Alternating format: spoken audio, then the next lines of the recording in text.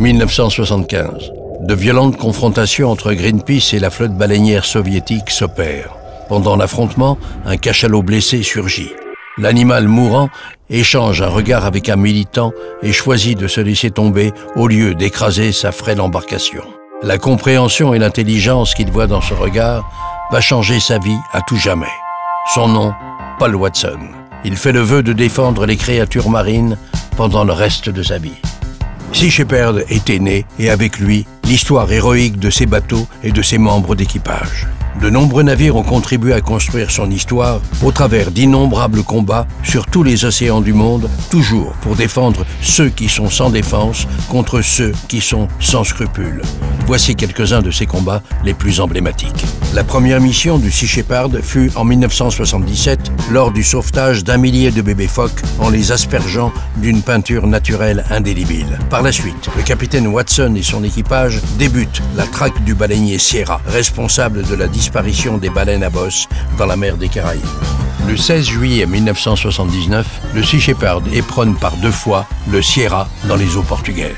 C'est pourquoi le capitaine Paul Watson sabordera son navire plutôt que de le laisser aux mains des baleiniers pirates. Viennent ensuite les exploits du Sea Shepherd 2. En Islande, il organise le sabordage de 2 des 4 baleiniers dans le port de Reykjavik. Dès les années 80, le Sea Shepherd 2 lutta activement contre le Grind aux îles Féroé, plus grand massacre de mammifères marins en Europe, où des générations entières de globicéphales sont massacrées chaque année par tradition. En 2003, le Farley Mowat intercepte le Varadero, un bateau palangrier qui braconnait des requins pour leurs ailerons au large des côtes du Guatemala. Lors d'une mission au Japon, il embarque des plongeurs pour la libération de dauphins dans la baie de Taji. En 2010, grâce à la dextérité de ses plongeurs, le Steve Irwin permet de libérer 800 thons rouges braconnés en eau libyenne, une nurserie non surveillée en Méditerranée. En 2015, le Bob Barker mène la plus longue traque de l'histoire maritime. 110 jours à la poursuite du braconnier Thunder, recherché par Interpol depuis 10 ans pour pêche illégale en Antarctique. Ravitaillé en vivres et en carburant par ses cousins de la flotte Sea Shepherd, le Bob Barker poursuit sa traque jusqu'à ce que le capitaine du Thunder saborde son propre navire pour détruire les preuves de ses crimes, en vain.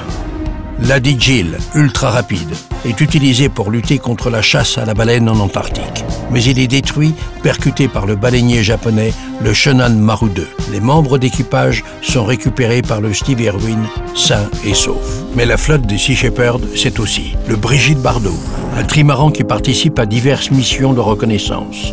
Le Martin Sheen, unique voilier de la flotte qui mène des missions avec les scientifiques afin de mieux déterminer et contrecarrer les effets dévastateurs de la pollution plastique et chimique sur la vie marine. L'Ocean Warrior, offert à Sea Shepherd par la loterie néerlandaise, allie vitesse et robustesse. Il nous permet de traquer et de nous confronter à toutes sortes de braconniers, même sur des mers difficiles. Le John Paul de Joria, pour la sauvegarde des requins au large de l'Amérique centrale.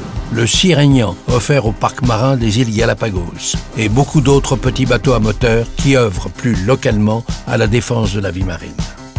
Cette histoire de 40 ans reste à écrire. Des milliers de vies sauvées, des milliers de bénévoles embarqués, de nombreuses batailles remportées et encore plus qui restent à mener. Notre flotte est le nerf de la guerre que nous menons pour défendre l'océan. Sans elle, aucune de nos interventions ne serait possible et sans vous, notre flotte reste à quai. Ce qui maintient cette flotte, c'est l'énergie de nos bénévoles et le soutien financier de nos sympathisants. Merci à tous ceux qui, d'une façon ou d'une autre, ont choisi d'embarquer avec nous. Toutes ces victoires sont les vôtres.